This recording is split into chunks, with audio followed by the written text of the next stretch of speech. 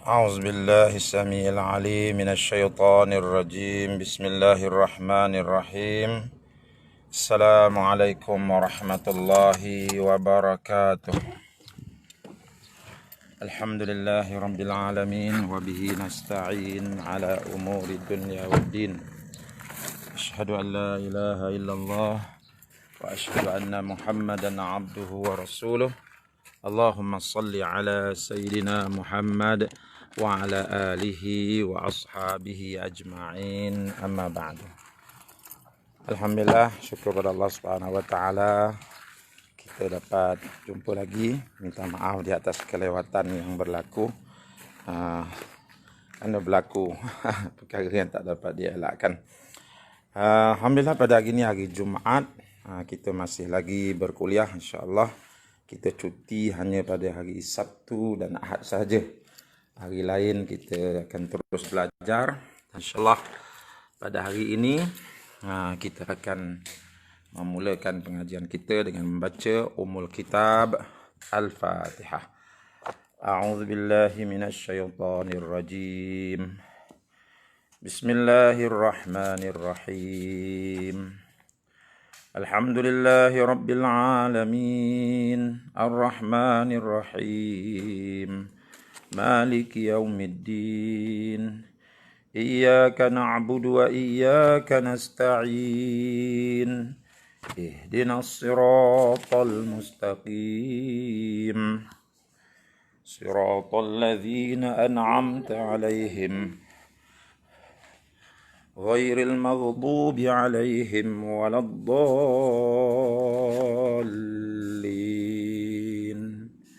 Amin. Alhamdulillah.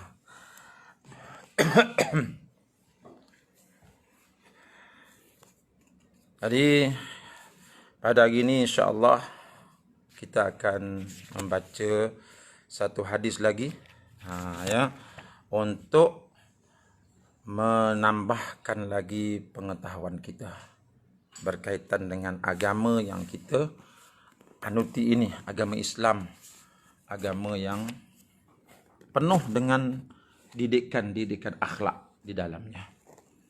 Hari ini kita nak baca hadis Nabi SAW berkaitan dengan haram menyeksa binatang dengan api. Haram kita menyeksa binatang dengan api.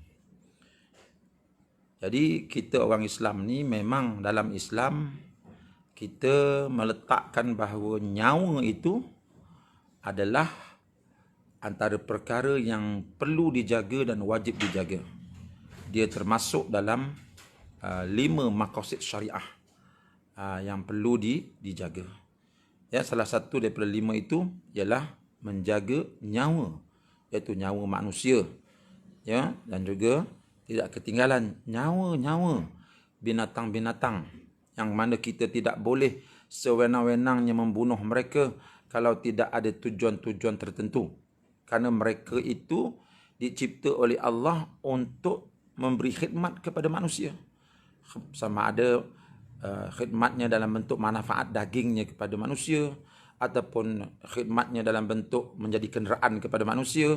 Ya, tiba-tiba kita tanpa ada apa-apa sebab kita bunuh mereka. Ini tidak dibolehkan.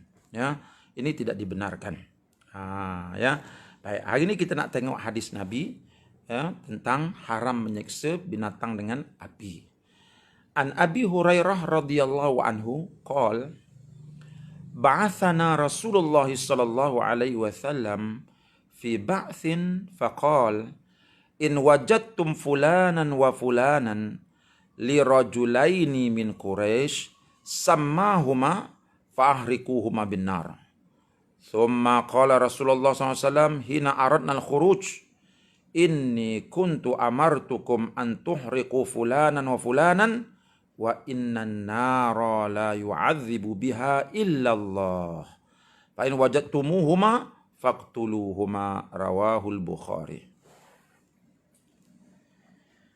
Dari Abi Hurairah radhiyallahu anhu berkata, Rasulullah sallallahu alaihi wasallam telah mengutus kami dalam satu pasukan.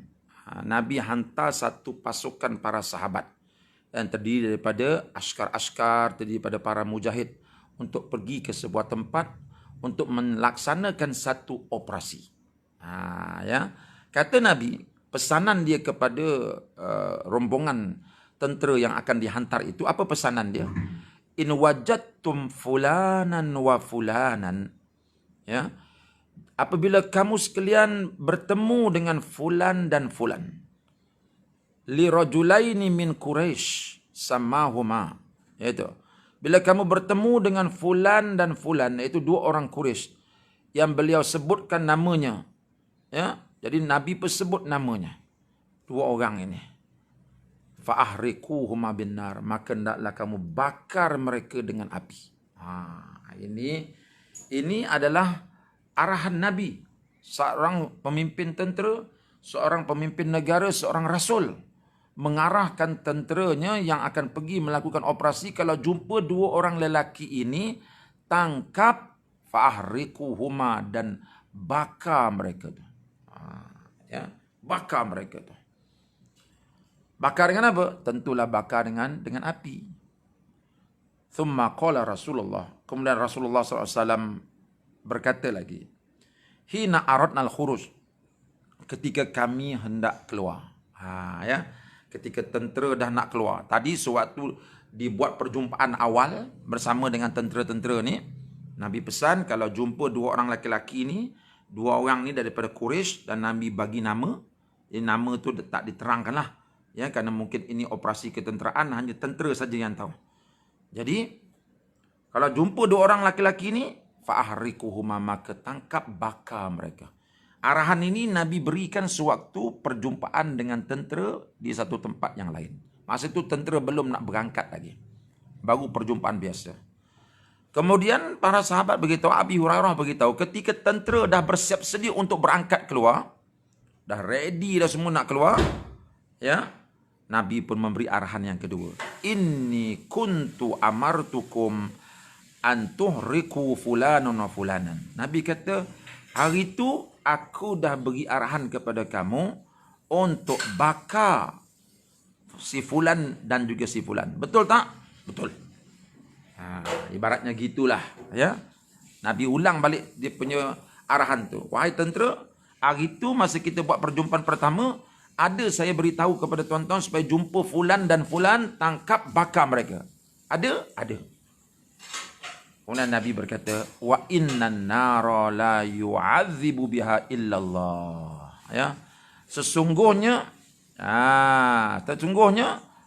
api, sesungguhnya tidak boleh, ya, sesungguhnya api itu tidak mengazablah dengannya melainkan Allah Subhanahu wa taala. Yang boleh mengazab manusia dengan api hanya Allah, kata Nabi. Walaupun hari itu aku suruh kamu tangkap orang ni, kalau jumpa bakar mereka hidup-hidup, tapi jangan dibuat. Jangan dibuat benda ni. Sebab apa? Sebab yang boleh menyeksa manusia dengan api hanyalah Allah Subhanahu wa taala. Jadi kalau begitu, fa in wajadtumuhuma, jika kamu berjumpa dengan mereka berdua, faqtuluhuma, maka bunuhlah kedua mereka itu. Bunuh saja, jangan tangkap dan bunuh. Ya, jangan tangkap dan bakar, jangan. Karena yang boleh membunuh manusia dengan cara bakar ini hanya Allah. Yang boleh mengazab manusia dengan api hanya Allah. Adapun kita tidak boleh.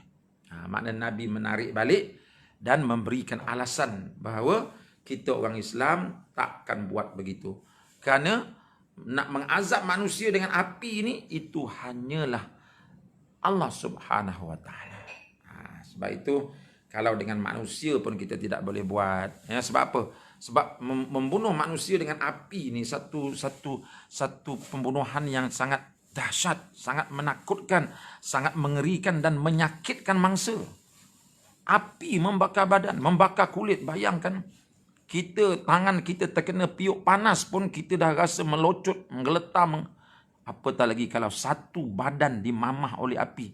Bagaimana rasa kita? Dalam Islam, kalau kita nak bunuh sesuatu, nak sembelih sesuatu, boleh. Kita nak sembelih ayam, nak makan ayam, boleh.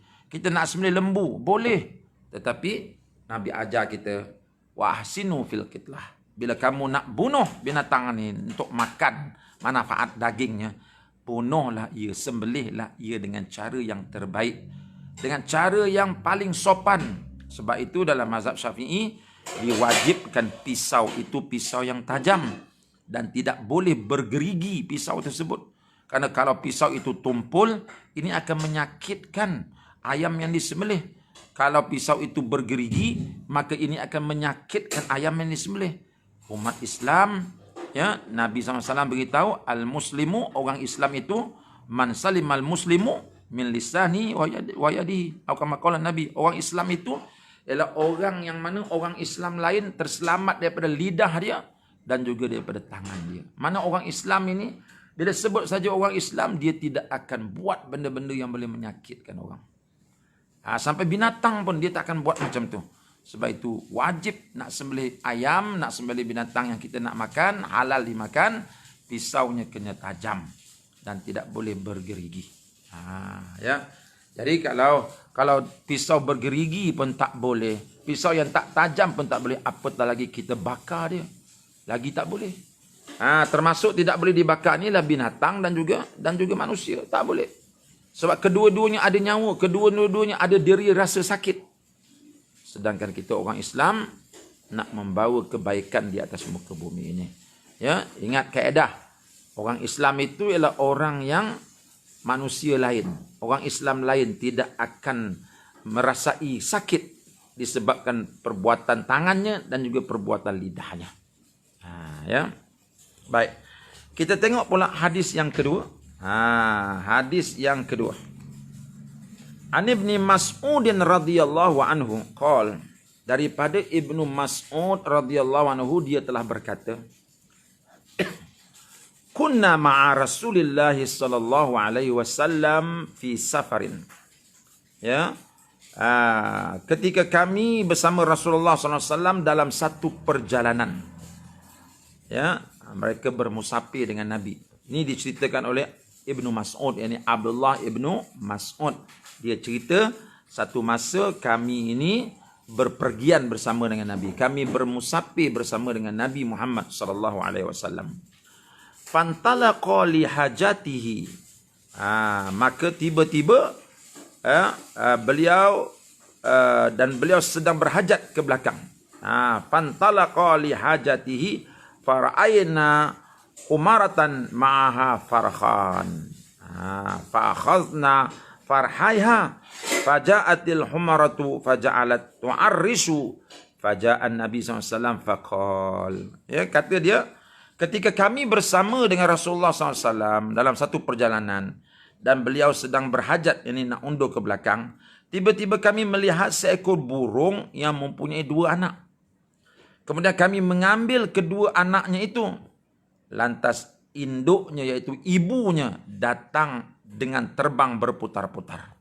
Kemudian Nabi SAW bersabda kepada kami. Ya, Abdullah bin Mas'ud menceritakan bahawa kami ini, ya, bermusafir bersama Nabi SAW. Sehingga dalam perjalanan itu, ya, dalam perjalanan tersebut, Nabi SAW undur ke belakang sekejap kerana ada hajat yang dia nak tunaikan dekat belakang. Masa itu jalan sama. Tiba-tiba Nabi perlahankan kenderaan dia, maka para sahabat pun ke depan sebab Nabi ada hajat nak ditunaikan dekat belakang. Ya. Lalu bila kami jalan ke depan, kami melihat ya, ada seekor burung ma'aha farkhani, yang bersama burung itu ada dua ekor anak dia. Burung tu ada dua ekor anak dia. Fa'akhadna farkhaiha, lalu kami pun ambillah dua ekor anak dia tu. Ya, kami pun ambil dua ekor anak dia tu. Faja'atil humaratu faja'alat tu'arrisu. Maka bila kami ambil dua ekor anak dia tu, maka ibu dia ni, ya, terbang berputar-putar sekeliling kami. Sebab orang dah ambil anak dia. Maka dia terbang di atas tu, berputar-putar sebab dia tengok anak dia orang dah ambil. Yalah, dia pun ibu macam kita juga bila jadi ibu. Bila orang buat anak kita macam tu. Jadi mereka melihat burung tersebut berputar-putar, tak tinggalkan tempat tersebut sebab anak dia yang dua ekor tadi dia pegang oleh para sahabat. Maka Nabi SAW pun bila lihat perkara itu, Nabi pun bersabda, man faja'a hadhihi biwaladiha. siapakah yang mempermainkan burung itu dengan mengambil anaknya? Marah Nabi. Ya, siapa yang buat macam tu? Ya, nak menganiaya mak burung ini sehingga mengambil anak dia, sehingga burung tu jadi risau dan dia berterbangan keliling gitu. Siapa punya kerja ni? Marah Nabi. Ya. Ruddu waladaha ilaiha. Nabi kata ruddu waladaha ilaiha. Kembalikanlah anak burung itu kepada ibunya. Bagi balik anak burung itu kepada ibu dia. Jangan diambil. Ya. Wara'a qaryata namlin qad harraqnaha. Ya. Siapakah yang mempermainkan burung itu? Kembalikanlah anak burung itu kepadanya. Di samping itu, beliau melihat ada sarang semut yang kami bakar. Kemudian beliau bertanya. Jadi para sahabat ni, selepas dia tangkapnya burung itu berkeliaran terbang, Nabi kata, siapa yang main-mainkan burung ni, pulangkan balik anak dia. Lalu para sahabat pun pulangkan. Itu kejadian pertama. Rasulullah menegur perbuatan para sahabat yang mereka merasakan bahawa tidak mengapa buat begitu. Ya, sebab para sahabat ni, walaupun mereka itu sahabat Nabi, tapi pendidikan yang mereka terima daripada Nabi berperingkat-peringkat. Sebab mereka ini lama duduk di alam jahiliah. Bila lama duduk di alam jahiliah, kadang-kadang adat jahiliah, perangai jahiliah, mereka terbawa-bawa juga walaupun dah jadi orang Islam. Sebab tu kadang-kadang mereka buat, mereka ingatkan tak salah. Tetapi bila datang Nabi, Nabi betulkan perbuatan mereka itu. Sebab itu mereka ini makin lama makin jadi baik. Makin lama makin jadi baik. Mana yang tak betul yang mereka bawa daripada jahiliah kepada Islam tu, Nabi betulkan. Contohnya, ambil anak burung daripada mak dia tadi tu. Jadi Nabi betulkan, jangan dibuat begitu. Pulangkan balik anak burung tu kepada ibu dia. Nabi mendidik para sahabat. Sebab itu orang kata, pendidikan, pentarbiahan ini dia mesti berjalan terus. Ya, dia bukan sehari dua hari punya kerja nak mendidik ni. Berjalan terus. Sedikit demi sedikit, sedikit demi sedikit. Mungkin hari ini, kalau kita tegur orang itu, dia tak faham. Akan datang mungkin dia akan faham. Sebab pengalaman orang makin lama makin bertambah. Jadi mungkin hari ini kita tegur dia melenting sebab dia tidak ada pengalaman tentang itu. Tapi lama-kelamaan bila dia dah berpengalaman, kita cakap teguran yang sama, dia boleh terima. Begitulah juga para sahabat. Ya. Jadi Nabi tegur. Dan lepas tu Nabi tengok para sahabat ni buat pula lagi satu perangai. Apa dia? Ya, apa dia? Qad harraqnaha. Para sahabat bakar sarang semut. Itu. Para sahabat membakar sarang semut. Ya, wara'a qaryata namlin qad harraqnaha. Di samping itu dia melihat ada sarang semut yang kami bakar. Para sahabat pergi bakar sarang semut. Jadi Nabi pun bertanya, man harraqa hadhihi? Siapakah punya kerja ni bakar sarang semut ni? Qulna nahnu. Kami pun berkata, kami ya Rasulullah. Nampak tak? Para sahabat mengaku bahawa mereka lah yang membakar sarang semut tu. Sebab apa mereka buat? Sebab mereka pun tak tahu hukumnya. Sebab pada masa itu, hukum hakam belum turun semua. Hukum hakam ini dia datang beransur-ansur. Jadi pada ketika itu mereka tidak tahu hukum membakar sarang semut ni, membunuh binatang dengan api, mereka tak tahu. Jadi bila mereka buat begitu, Nabi terus ambil kesempatan untuk mendidik mereka. Siapa yang bakar sarang semut ni? Jadi para sahabat mengaku, kami ya Rasulullah. Maka Nabi berkata, innahu la yambaghi ayyu'adziba bin nar illa rabbun nar. Beliau bersabda, sesungguhnya siapa pun tidak boleh menyeksa sesuatu dengan api kecuali Tuhannya api itu sendiri. Yang boleh menyeksa manusia dengan api ialah pencipta api, iaitu Allah Subhanahu Wa Taala, kata Nabi. Adapun kita tidak dibenarkan menyeksa manusia, menyeksa binatang dengan api. Ini satu larangan keras daripada Nabi Muhammad sallallahu alaihi wasallam. Ya, itulah dalam Islam ini kita ada human right. Kita ada hak-hak kemanusiaan yang sangat penting dijaga. Manusia penting dijaga. Para haiwan juga perlu dijaga. Ya, sebab mereka ini makhluk-makhluk Allah. Mereka ialah makhluk-makhluk Allah, yang mana setiap makhluk Allah itu didatangkan ke dunia ini ya untuk tunduk kepada manusia, untuk menjadi manfaat kepada manusia. Jadi mereka datang ke sini atas tugas yang diberikan oleh Allah kepada mereka. Bukan mereka suka-suka datang ke dunia ini. Dan mereka itu merupakan haiwan-haiwan yang berzikir sentiasa kepada Allah. Dalam mereka datang untuk memberi khidmat kepada kita, menjadikan daging mereka itu makanan kita, manfaat untuk kita. Dan mereka itu tidak henti-henti berzikir kepada Allah. Tiba-tiba kita menyakiti mereka. Jadi ini Nabi menegur para sahabat, jangan berbuat demikian. Karena orang mukmin, tangannya, lidahnya tidak akan menyakiti makhluk-makhluk yang lain. Ini tanda orang itu mukmin, itu tanda orang itu Islam. Lidahnya hanya akan mengeluarkan kata-kata yang baik-baik. Tangannya hanya akan membuat benda yang baik-baik. Ya.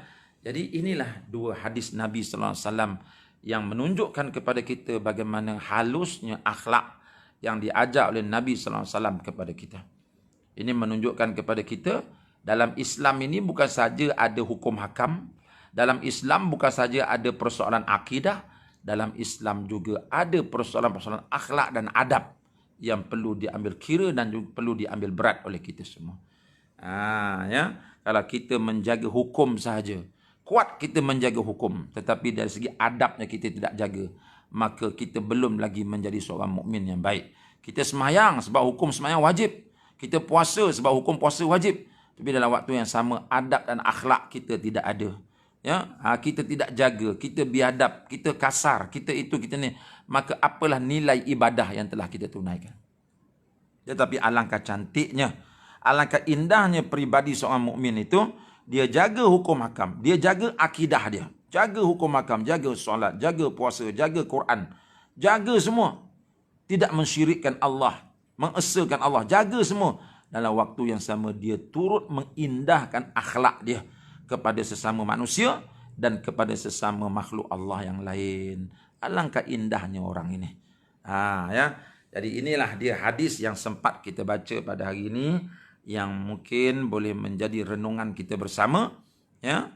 Kalau kita lihat semut dekat rumah kita tu janganlah dibakar. Ya. Sama ada kita ambil riset ke tembak dengan riset, maka dia mati. Ya, maka jangan dibakar sebab dilarang kita membakarnya. Dulu masa budak-budak dulu ada juga. Kita tangkap tikus, tikus tu dah masuk sarang, dah masuk perangkap, kita pun nyalakan api dengan surat khabar, kita bakar menggelitik tikus tersebut. Ya, jadi terseksa binatang itu. Sedangkan dia merupakan makhluk Allah yang diutus untuk memberi khidmat kepada manusia, dan mereka itu tidak henti-henti berzikir kepada Allah Subhanahu Wa Taala. Itu dia. Ya. Jadi itulah saja tuan-tuan, kuliah kita pada hari ini walaupun sedikit, tapi kita cuba amalkan terlebih dahulu. Dan sampaikan kepada teman-teman kita yang lain. Mudah-mudahan dengan kita sampai menyampai ini, sunnah-sunnah Nabi, ajaran-ajaran Nabi ini akan dapat kita semarakkan di dalam jiwa umat Islam pada hari ini. Kita sangka bila kita forward kepada kawan kita benda itu mudah, tetapi sedikit yang kita buat manfaatnya sangat besar. Semoga akhlak Islam menjadi akhlak kita bersama. Itu yang para sahabat tanya, ya Aisyah, bagaimana akhlak Rasulullah? Aisyah berkata, khuluquhu al-Quran. Akhlak Rasulullah adalah Quran. Quran itulah, seperti mana indahnya Quran, begitulah indahnya akhlak Nabi Muhammad sallallahu alaihi wasallam. Ya, itu saja.